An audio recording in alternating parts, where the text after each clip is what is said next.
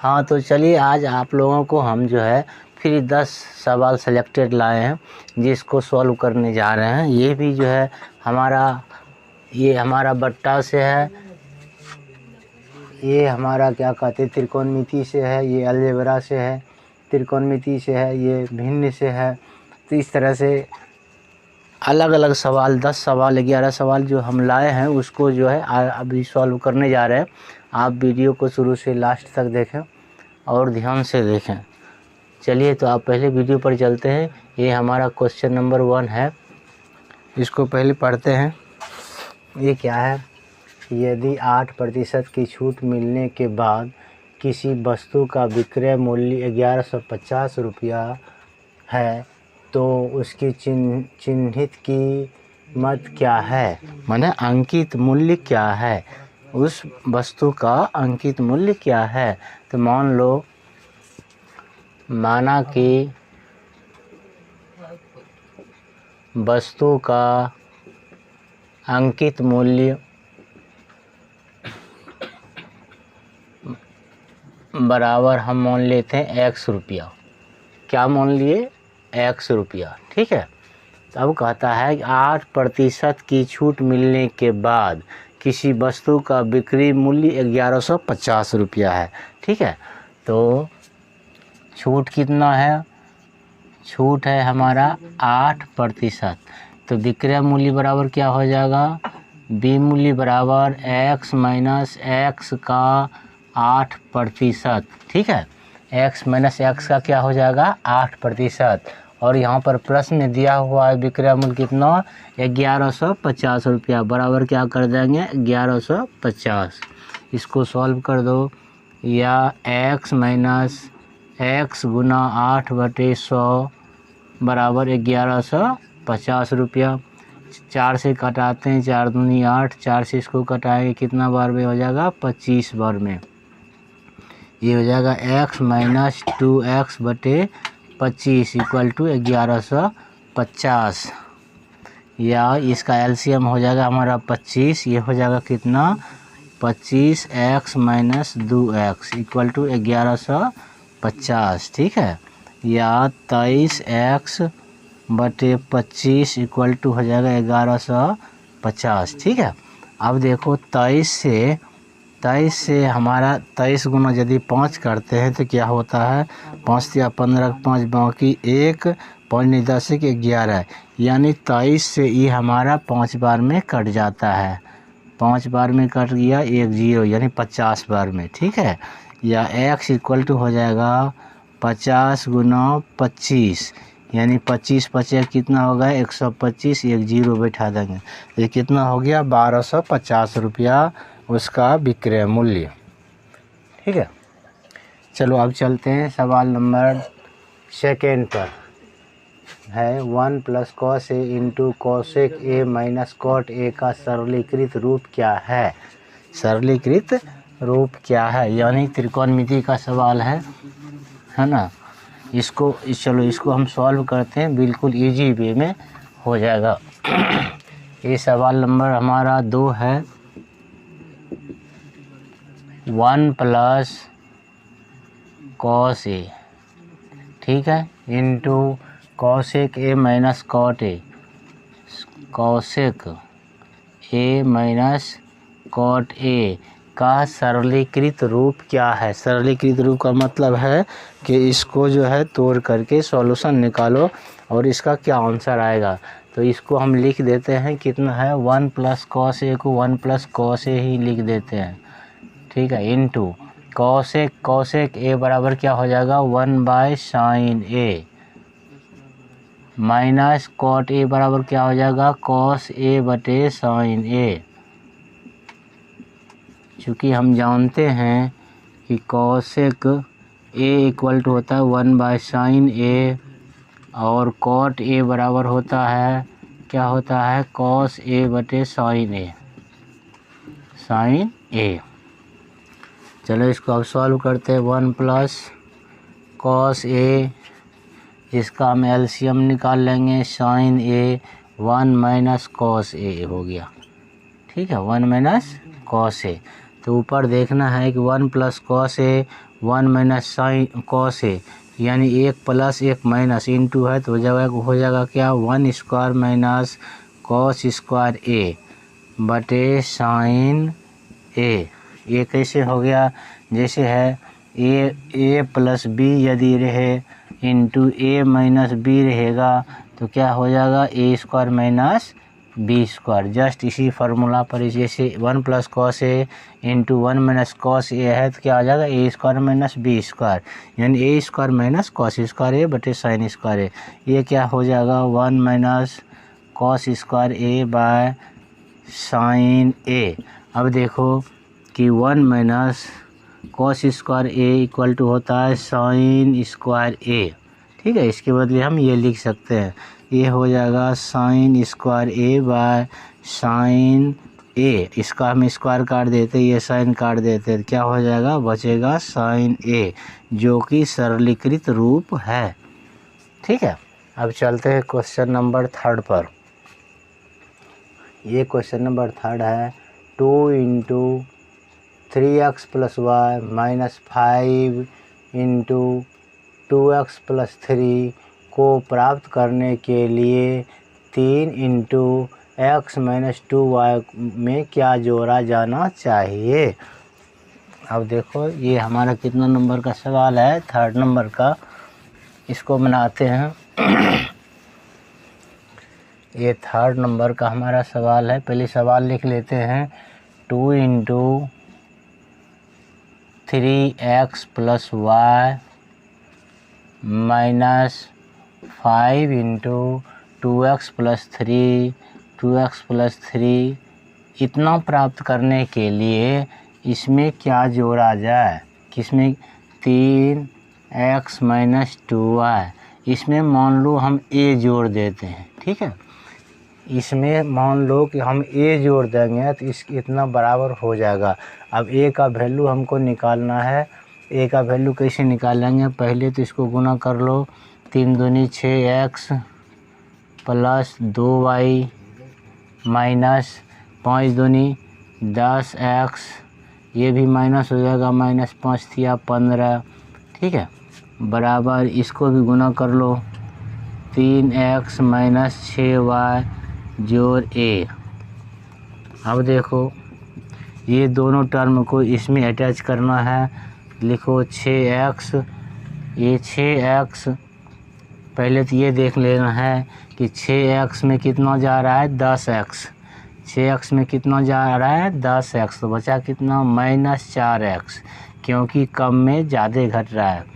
अब देखो minus 4x plus 2y, minus 4x plus 2y minus 15 equal to हो जाएगा कितना जो दिया हुआ है 3x माइनस 6y जोड़ a।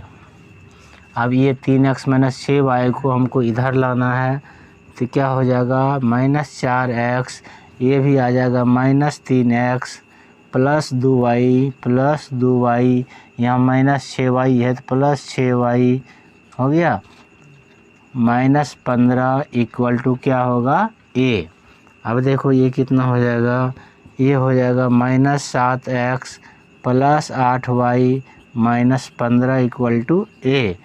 या इसको सजा करके लिख देना है, पहले प्लस वाला 8y minus 7x minus 15 equal to a। यही हमारा a का वैल्यू निकल गया।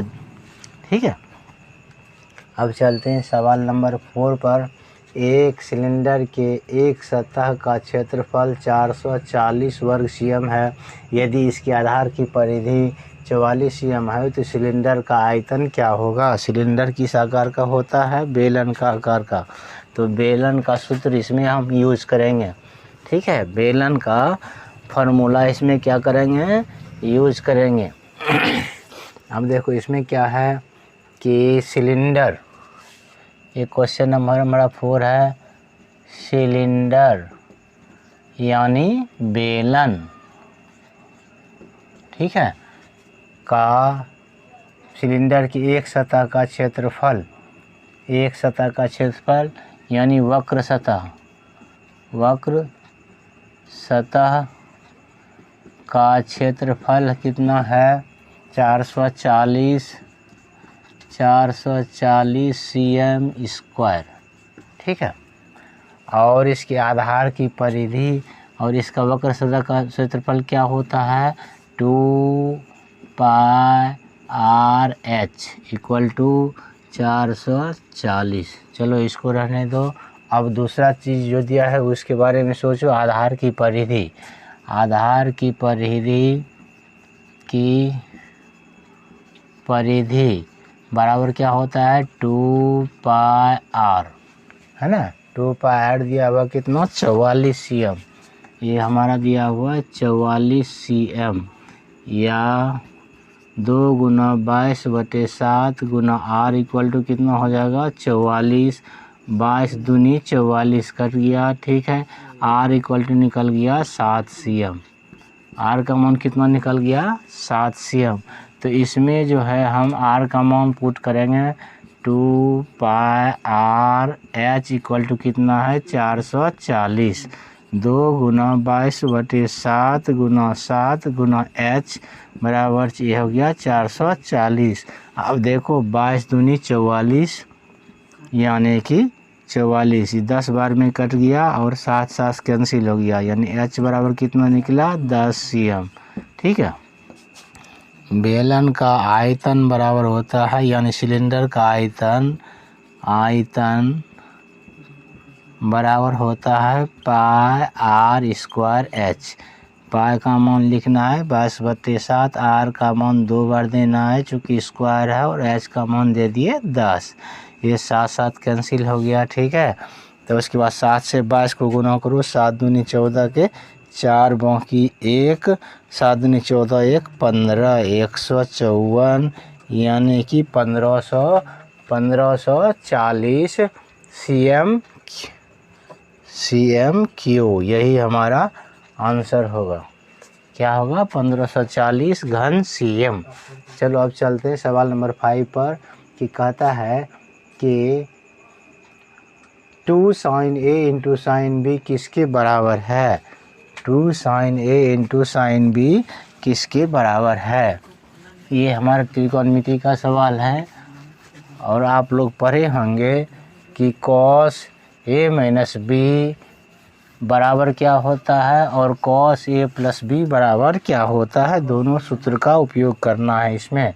तो देखो सबसे पहले लिखो cos A माइनस B बराबर होता है cos A into cos B plus sin A into sin B, ठीक है।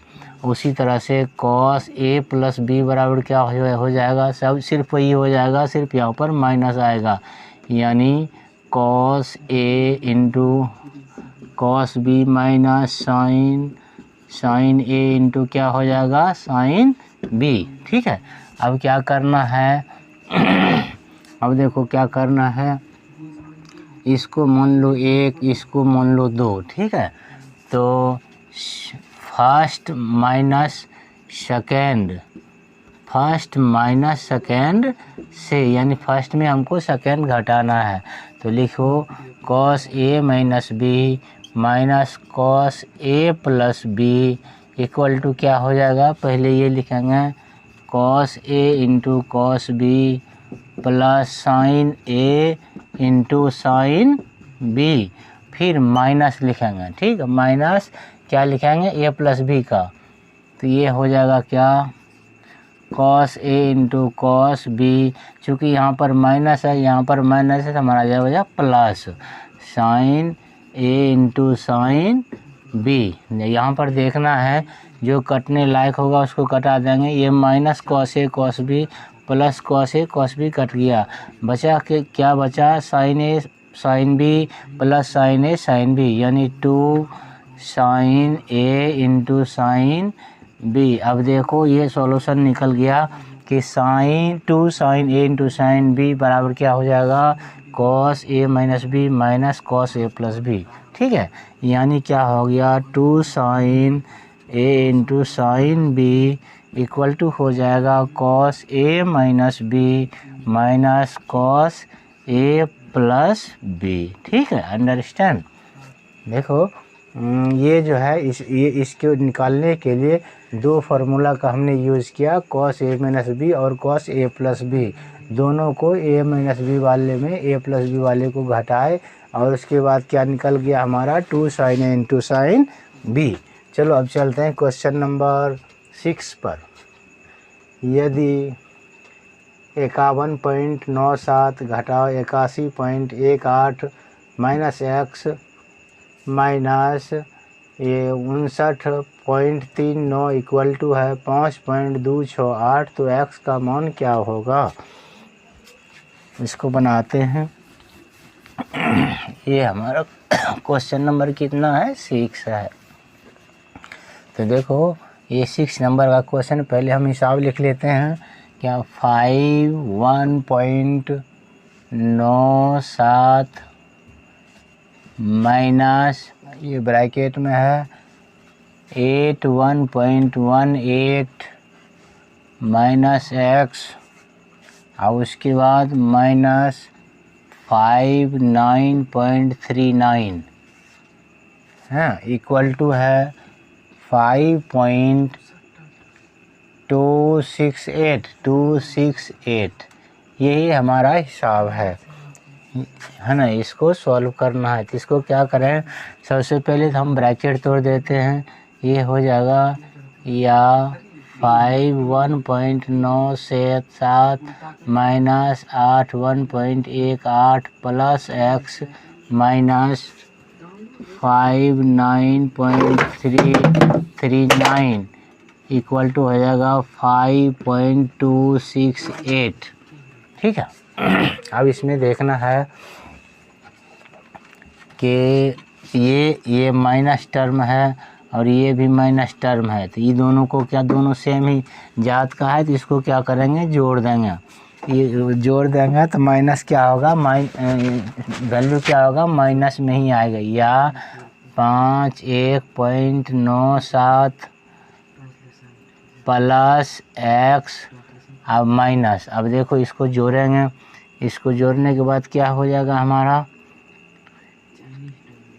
यानी इसको हम लिख सकते हैं 81.18 प्लस 59.39, ठीक है, इक्वल टू 5.268 या 51.97 उसके बाद माइनस करते हैं, पहले इसको लेते हैं, तो ये क्या हो जाएगा, इसको हम जोड़ते हैं 81.18 और 59.39, इसको प्लस करते हैं कि 9 और 8 9 8 17 7 बाकी 1 3 1 4 1 5 हो गया, 9 1 10 की 0 हो गया, और उसके बाद 8 5 13 1 14, यानी कितना होगा 140.57 140.57 जोड़ एक्स लिख दिए इक्वल टू 5.268।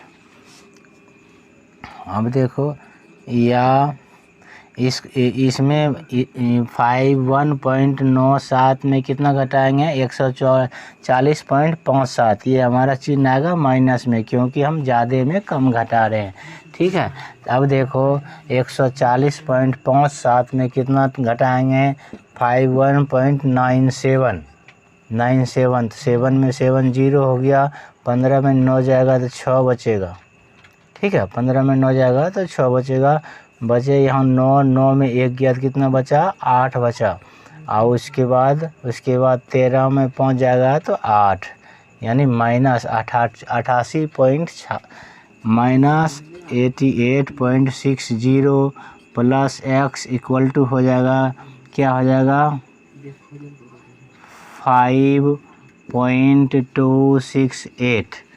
हाँ, या एक्स को यहीं पर रहने देते हैं, ये माइनस है, इधर आकर के प्लस हो जाएगा। पहले लिखेंगे 5.268 प्लस हो जाएगा 88.60, ठीक है, या एक्स इक्वल टू हो जाएगा। अब इसमें क्या करेंगे, ये जो हमारा है 88.60 में क्या जोड़ देंगे, 5.268, ठीक है, इसको हम जोड़ेंगे तो 8 आ जाएगा, 6 आ जाएगा, 8 आ जाएगा, 8 5 13, 3 बाकी 1, 8 1 9, यानी 93 पॉइंट ये कितना हो जाएगा 93.868। ठीक है, ये हमारा आंसर निकल गया। हाँ, ये हमारा आंसर निकल गया। अब चलते हैं सवाल नंबर 7 पर। सवाल नंबर 7 पर कि यदि किसी बिजली के बिल में 31% की कटौती की जाती है तो 1794 रुपये का भुगतान होना बाकी रह जाता है। बिल का वास्तविक राशि क्या है? बिल का वास्तविक राशि क्या है? तो मान लेते हैं बिल का वास्तविक राशि क्या हो जाएगा। बिल का वास्तविक राशि क्या हो जाएगा, x मान लेते हैं। बिल का वास्तविक राशि माना कि ये हमारा क्वेश्चन नंबर है 7, माना कि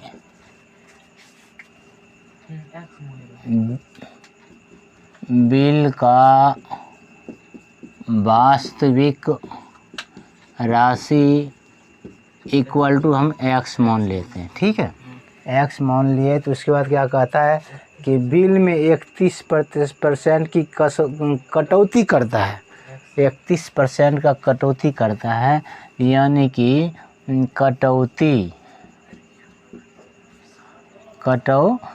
क्या हो जाएगा, x का 31%। सबसे पहले निकाल लेते हैं, x गुना 31/100, ये हो गया 31x/100।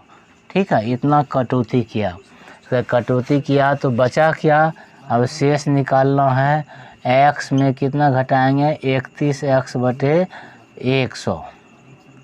ठीक है, इसका एलसीएम हमारा क्या हो जाएगा, 100, यहाँ पर क्या आ जाएगा 100x minus 31x equal to क्या हो जाएगा 100 में 31 घटाएंगे तो 10 में 1 जाएगा तो बचेगा 9, और 9 में 6 जाएगा तो 3 जाएगा तो बचेगा 6, 69x/100।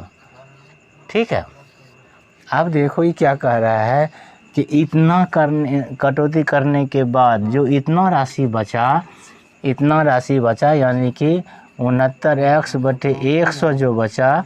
ठीक है, इतना जो दिन कटौती करने के बाद तो 1794 रुपये का भुगतान होना बाकी रह जाता है। कहने का मतलब हम वास्तविक मूल्य x रुपया है।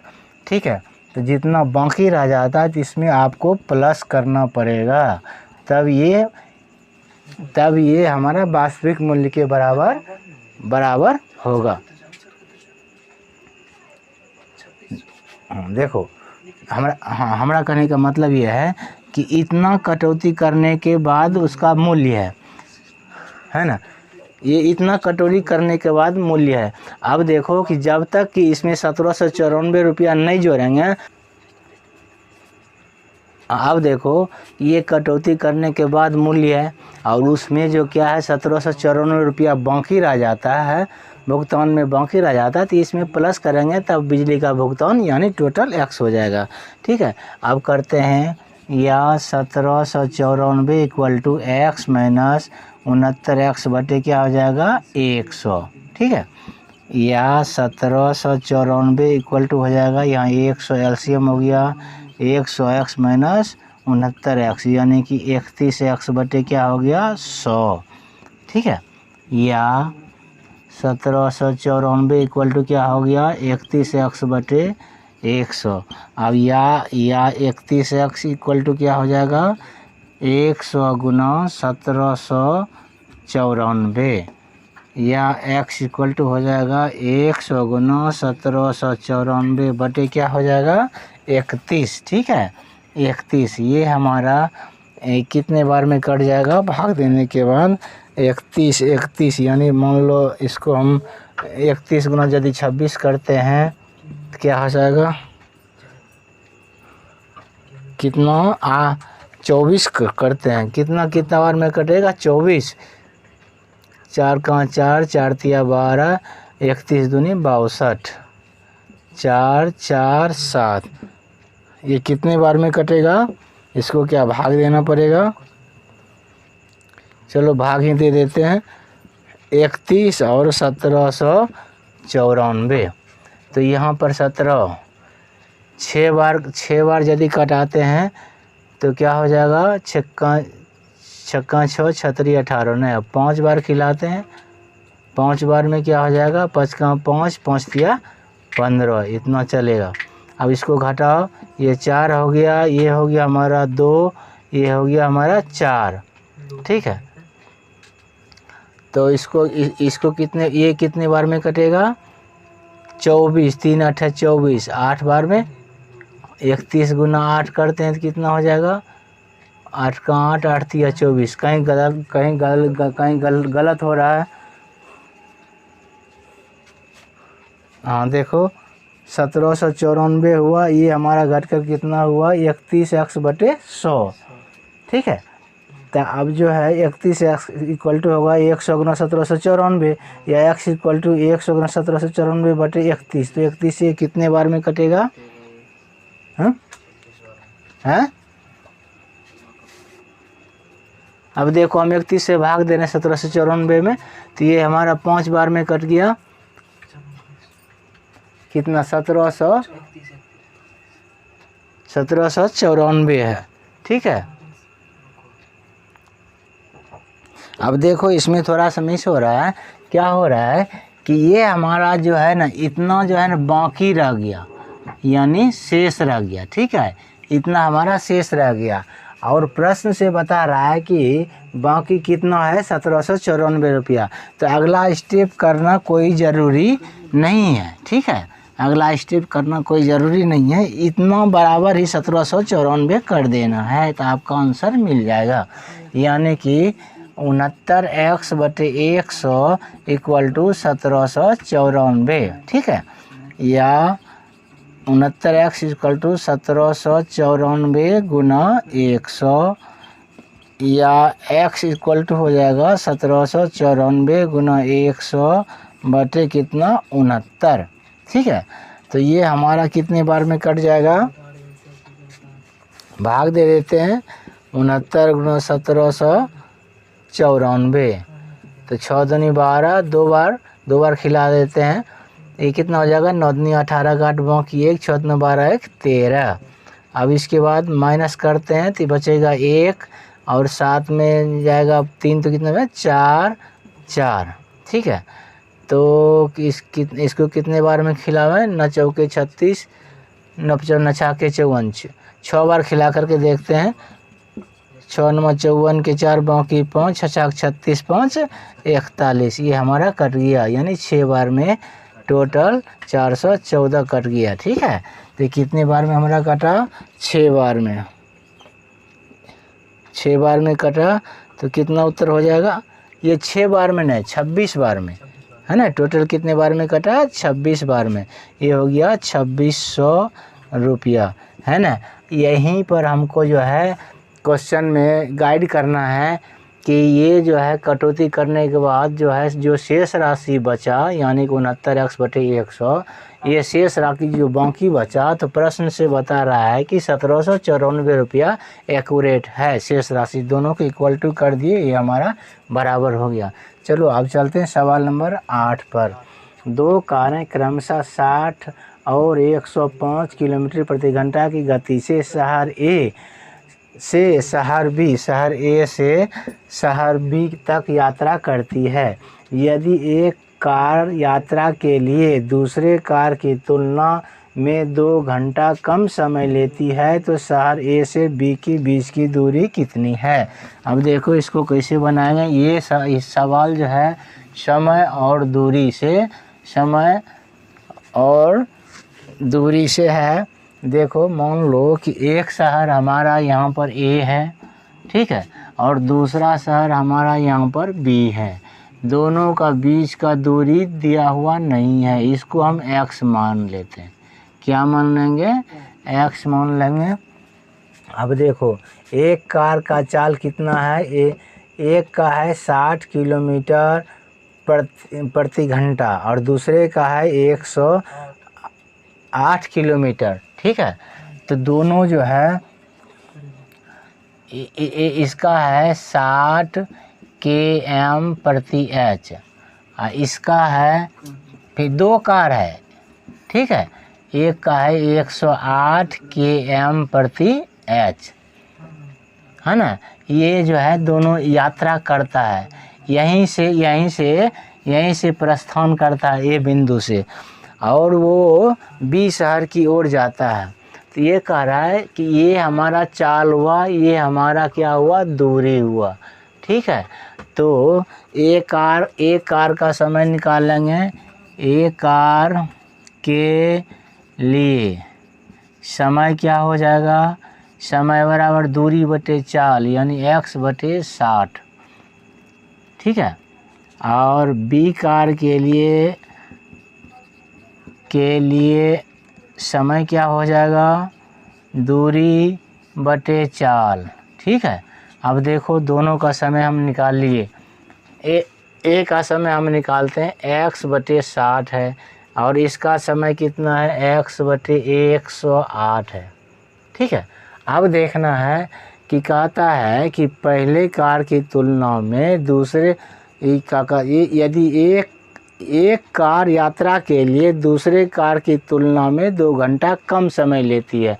अब देखो कौन सा कम समय, इसमें हम बराबर कर देते हैं। अब यहाँ पर ये देखना है कि x में हम 60 से भाग दे रहे हैं तो इसका भागफल कितना होगा, x में 108 से भाग दे रहे हैं तो इसका भागफल कितना होगा। तो किसका भागफल आपका अधिक होगा, जिसमें 100 में 60 से भाग दे रहे हैं तो इसका भागफल अधिक होगा, यानी कि x में 108 से भाग दे रहे हैं तो इसका भागफल क्या होगा, कम होगा।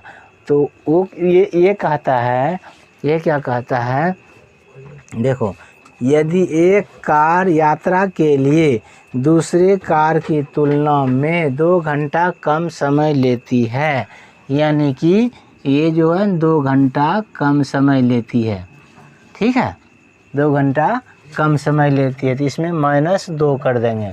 अब इसको करेंगे, 2 को हम इधर ले आएंगे, x बटे 60 माइनस x बटे 108 इक्वल टू 2 हो जाएगा।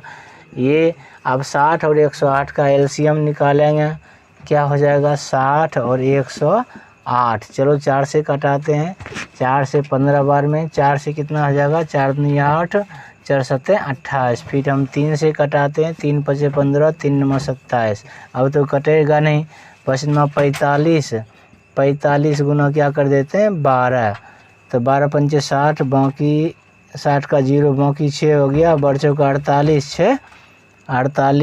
6 हो जाएगा, 50 और 54 यानी 540, क्या हो गया, 540 हो गया। आपका एलसीएम क्या हो गया, 540, 6 से कितना है, 6 9 54, यानी 9 बार में कट जाएगा ही, ठीक है, 9x हो गया, घटाओ ये कितना हो जाएगा 10,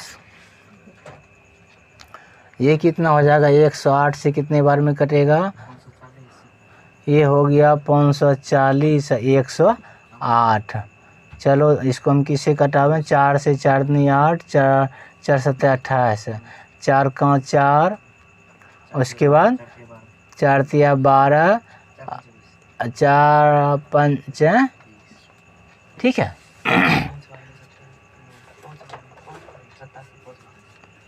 अच्छा उसके बाद 27 गुना यदि 5 करते हैं, 5 से 35 के 5 बाकी 3, 5 से 3, यानी कि 5 बार में हमारा कट गया। कितने बार में कटा, 5 बार में, तो क्या लिख देंगे 5x इक्वल टू 2, या 4x बटे 540 इक्वल टू 2, या 4x इक्वल टू 540 गुना 2, या x इक्वल टू 540 गुना 2 बटे 4, 2 दूनी 4, 2, ये कितना हो जाएगा, 2 दूनी 4, 2 सत्ती 14, यानी 270 km।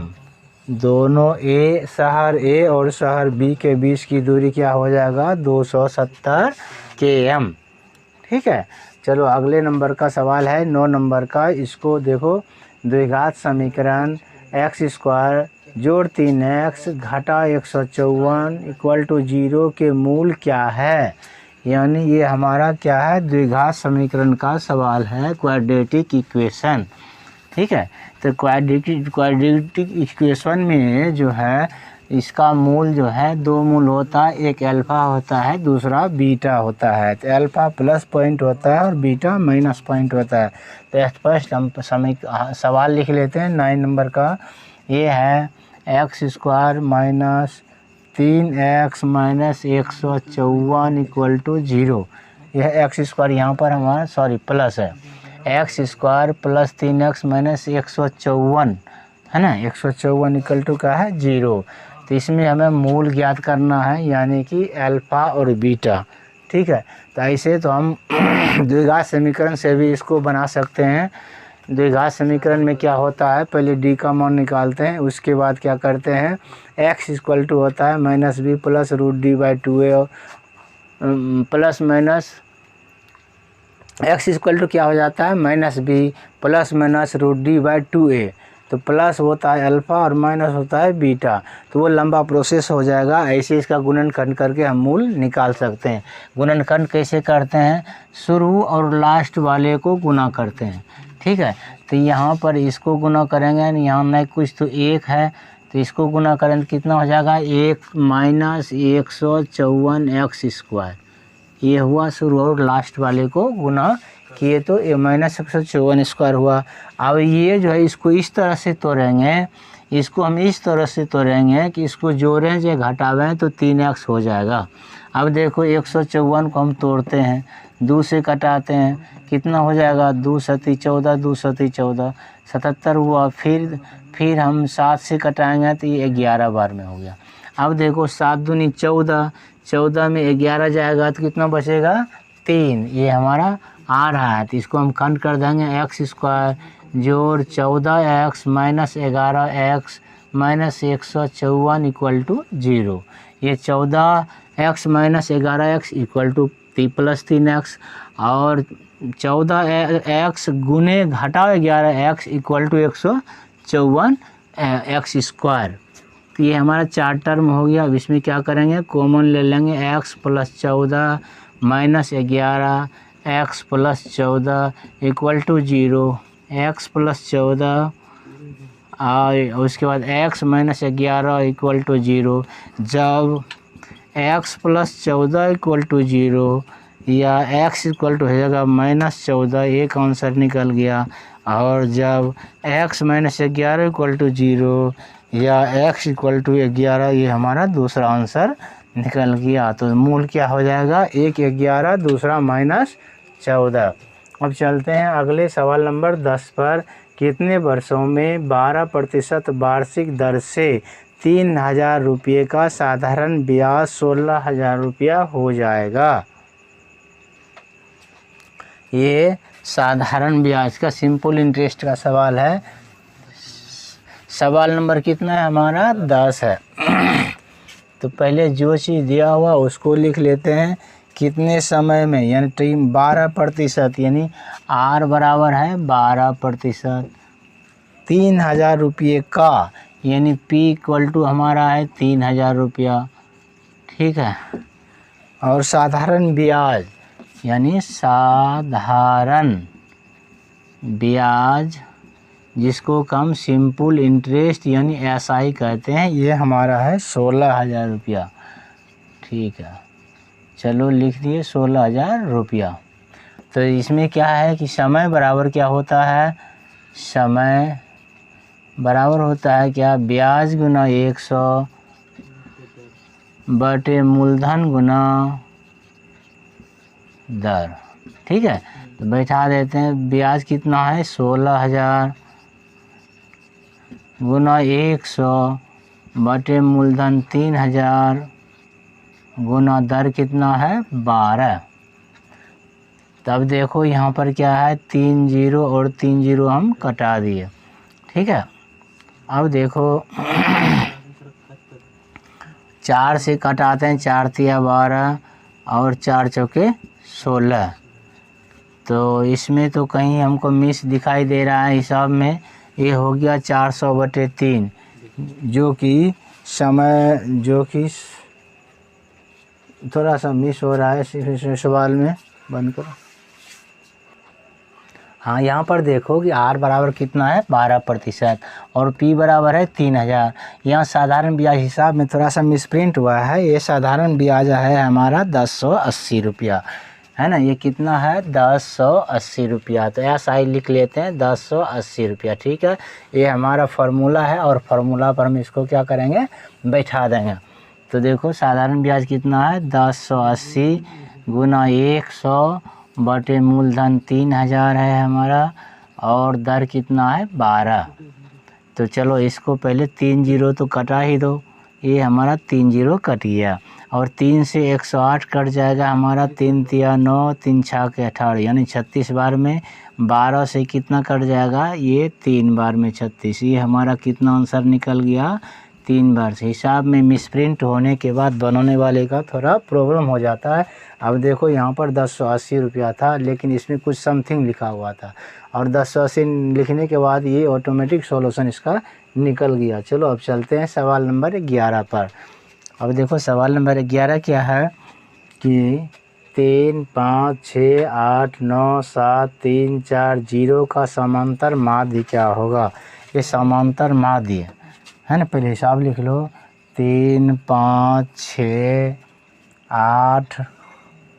8, 9, 7, 3, 4, 0, 7, 3, 4, 0, 1, 2, 3, 4, 5, 6, 7, 8, 9 नोट है, ठीक है। 1, 2, 3, 4, 5, 6, 7, 8, 9, यानी 9 अंक है का समांतर माध्य। क्या निकालना है, समांतर माध्य।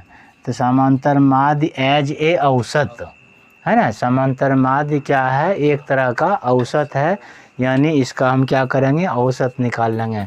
तो समांतर माध्य बराबर लिखेंगे, समांतर माध्य बराबर क्या होता है, सबको जोड़ देंगे, ठीक है। अब देखो इसमें देखो 3 कितनी बार आया है, 3 देख लो, 1, 2, यानी 3 गुना 2 हो गया, जोड़ 5 एक ही बार आया है 5, और जोड़ 6, जोड़ 8, जोड़ 9, 7 कहाँ चला गया, चलो 7 को भी लिख दो। 5 जोड़ 6 जोड़ 7 जोड़ 8 जोड़ 9। अब देखो नोट हुआ, 1, 2, 3, 4 कहाँ चला गया, 4 को भी छोड़ दिया। चलो 4 को लिखो, यानी ऐसे लिखो, जैसे है वैसे लिख दो। 3 जोड़ 5 जोड़ 6 जोड़ 8 जोड़ 9 जोड़ 7 जोड़ 3 जोड़ 4 जोड़ 0। अब देखो बटे इसमें कैप कितना है, 1, 2, 3, 4, 5, 6, 7, 8, 9, यानी 9 से भाग दे देना है, ठीक है। 9 से भाग दे देना। अब इसको जोड़ो, जोड़ने के लिए तो हम जानते नहीं हैं, फिर भी जोड़ते हैं। 5, 3, 8, 8, 6, 14, 14, 14, 14, 14, 8 कितना हो जाएगा, 14, 24, 2, 22, 22, 22, 7 हो जाएगा कितना, 37, 22, 6 हो जाएगा 30, 30, 6, 36 हो गया, 36, 36 और उसके बाद 7, 36, 4, 40, 3, 43, 43, 3, 46, 46, 4 कितना हो गया, 46, 4, 50, कितना 45 हो जाएगा। इसको जोड़ते हैं, 4, 3, 7, 7, 7, 14, 14, 14, 14, ये कितना हो जाएगा, 14, 26, 3, 23, 23, 7 हो गया 30, 1, 31, 31, 7 हो जाएगा कितना, 37, 37, 5 हो गया, 7, 5, 12, 42, 42, 3, 45, कितना हो गया 45/9, यानी कि कितना उत्तर निकल गया, 5 हमारा आंसर निकल गया। ये बिल्कुल हल्का सवाल है। अब चलिए लास्ट सवाल पर चलते हैं। ये लास्ट सवाल क्या है, बी साइलेंट। ए किसी काम का 50% 12 दिनों में पूरा करता है, फिर वह बी को बुलाता है और वे दोनों मिलकर बचा हुआ काम 8 दिनों में पूरा करता है, तो अकेले काम करने बी तो पूरा काम करने में कितना समय लगेगा, किसको कितना समय लगेगा, यहाँ पे भी थोड़ा सा मिस हुआ है कि पूरा काम बी को, यानी बी को अकेले काम पूरा करने में कितना समय लगेगा। हिसाब थोड़ा सा मिसप्रिंट लिखा हुआ है जिसके कारण पजल होना पड़ता है। अब देखो सवाल नंबर है हमारा कितना, ये कितना है, 12 सवाल नंबर है। ठीक है, चलो आज 2 सवाल हम एक्स्ट्रा हल कर दिए। ये 12 नंबर का सवाल है कि किसी काम का 50% यानी 100% मान लो एक काम है तो 50% क्या हो जाएगा, आधा काम यानी 1/2, यानी चूँकि ए 12 दिनों में 1/2 भाग काम करता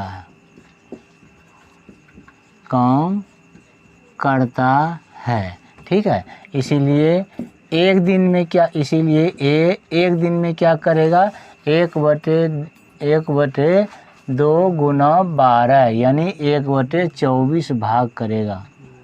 ठीक है, ए एक दिन में कितना काम करेगा, 1/24 भाग। अब क्या करता है, 50% काम करने के लिए वो बी को साथ ले लेता है और दोनों मिलकर उस काम को 8 दिनों में पूरा कर देता है। यानी शेष काम जब हाफ काम किया है तो बचा हाफ ही काम, यानी ए प्लस बी 8 दिनों में हाफ काम करता है, यानी 50% जो बचा हुआ है हाफ भाग काम करता है। ठीक है, तो यानी ए प्लस बी एक दिन में क्या करेगा, 1/2 गुना 8 यानी 1/16 भाग काम करेगा दोनों मिल कर के। ठीक है, दोनों मिल कर के। अब देखना है कि ए प्लस बी में हम ए को घटा देंगे तो निकल जाएगा बी अकेले उस काम को कितने दिनों में करेगा, यानी ए प्लस बी माइनस ए, अर्थात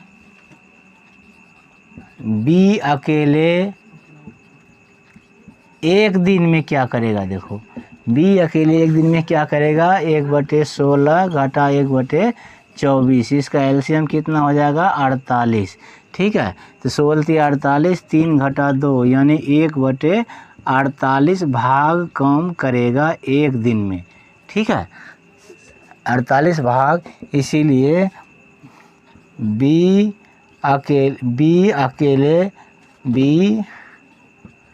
अकेले पूरा काम यानी एक काम जो है कितने दिनों में करेगा, 48 दिनों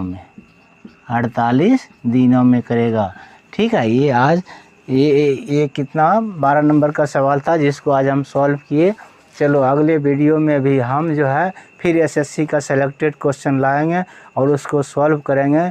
लेकिन हमारा आपसे रिक्वेस्ट है कि हमारे वीडियो को आप गौर से देखें और चैनल को सब्सक्राइब करें, जिससे कि हम आपको बार बार बोल रहे हैं कि हमारा भी मनोबल बढ़े और आप लोगों को भी पढ़ने का अभिरुचि जगे। Thank you.